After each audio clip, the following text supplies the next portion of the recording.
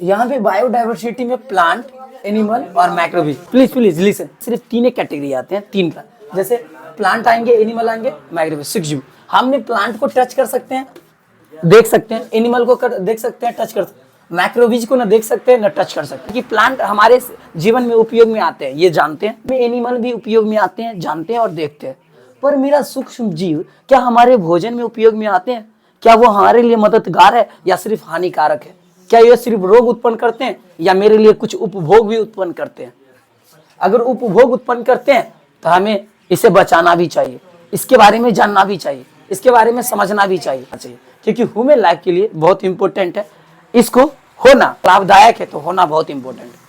आज हम जानेंगे कि सूक्ष्म जीव कैसे कार्य करता है। सूक्ष्म जीव हमारे लिए उपभोग बनाता है, मतलब होता है भोजन। जैसे में बहुत सारे ऐसे भोजन है और बहुत सारे ऐसे पेयजल है, और जल मतलब जूस वगैरह सब आ जाता है। और साउथ इंडिया में ताड़ी को बोला जाता है टोडी, मतलब TODDY, टोडी। और यहाँ बोला जाता है ताड़ी, डेट जूस या पाम जूस बोलो।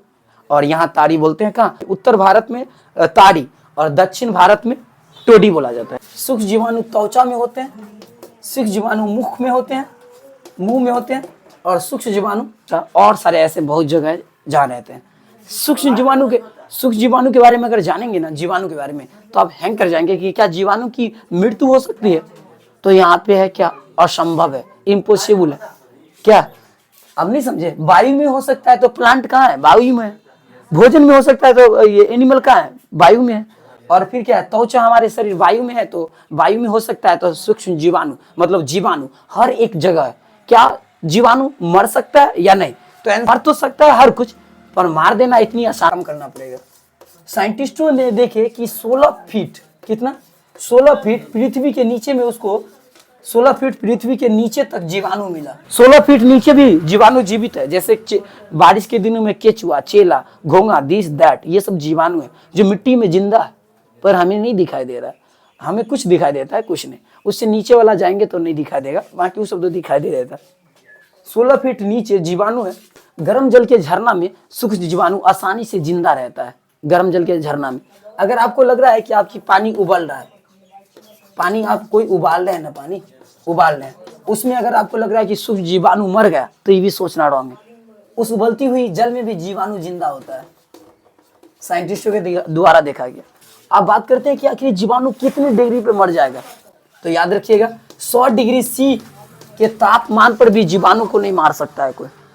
100 डिग्री C तापमान पर भी जीवाणु जिंदा पाया गया। अब सोच सकते हैं कि एनिमल और प्लांट को अगर 40 डिग्री पे डाल देंगे, 60 डिग्री पे, तो पूरा जल के राख हो जाएगा। और 100 डिग्री C पर डाल दिए जीवाणु को, वो अभी तक मरा नहीं है। सोच सकते हैं जीवाणु कितनी हार्ड है और कितना खतरनाक है। क्या ये जीवाणु को हम आंखों से नहीं देख सकते? तो फिर कैसे देखें? ऐसा कौन सा टूल्स है जिसके द्वारा सूक्ष्म जीवाणु को हम देख सकते हैं, समझ सकते हैं? तो एक है माइक्रोस्कोप। या माइक्रोबीज को अगर देखना हो तो माइक्रोस्कोप से देख सकते हैं। क्या आपको लग रहा है कि माइक्रोबीज ही सिर्फ है जो सिर्फ हमारे भोजन को उपयोग में आते हैं? जीवाणु के साथ और विषाणु होते हैं। अब ये जानना है कि आखिर जीवाणु के साथ कौन कौन सा विषाणु होते हैं, उसका नाम भी तो जानना इंपॉर्टेंट है। तो जीवाणु के साथ जो विषाणु होता है उसका नाम है प्रोटोजुआ। क्या नाम है? फिर नाम है फंगी। क्या नाम है? फिर नाम है क्या चीज? तो विषाणु को, तो फिर नाम है उसका वायरोइड्स। क्या नाम है? फिर नाम है वायराइड्स हो गया, और नाम है प्रियॉन्स। क्या? विरियॉन्स। क्या? विरियॉन्स। ये सब विषाणु है जो हमारे जीवाणु के साथ मिलके हमें भोजन के नए नए प्रोडक्ट बनाने में मदद करते हैं और हमारी भोजन की मात्रा को बढ़ा देते हैं। हम आज दही खाते हैं इसलिए क्योंकि उसमें जीवाणु का बहुत बड़ा योगदान है।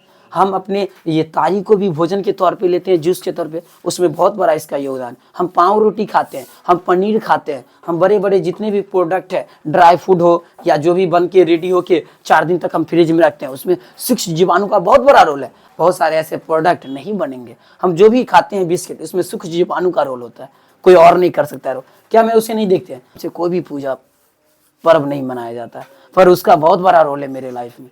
अब हम जानेंगे स्टेप टू स्टेप। इसमें हम अभी सिर्फ बात किए थे माइक्रोबीज इन ह्यूमन वेलफेयर के बारे में, कि मनुष्य के जीवन में इसका कितना बड़ा योगदान है, और ये सब योगदान है तो फिर इसमें कैसे वर्क करता है, ये थोड़ा सा और जान को देखा कि दोनों काम कर रहे हैं। फिर आगे हम चलते हैं कि ये दोनों साथ में कैसे कैसे काम आगे तक करते हैं और कैसे कैसे। अब microbes in household product, sperm क्या है, दिखता है क्या?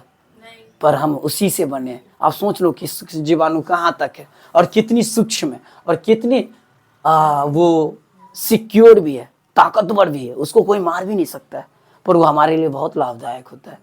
शुक्राणु को ले लो, वो करोड़ों की संख्या में होता है। एक मरे तो क्या मारा, 1000 मारो तो क्या मारा, 1,00,000 मारा तो क्या मारा, हम 1 करोड़ में, उससे भी मारा तो क्या मारा, 22 करोड़ में, उससे भी आगे मारोगे तो क्या मारा, 100 करोड़ में जाएगा। फिर स्पर्म पीछे नहीं हटेगा।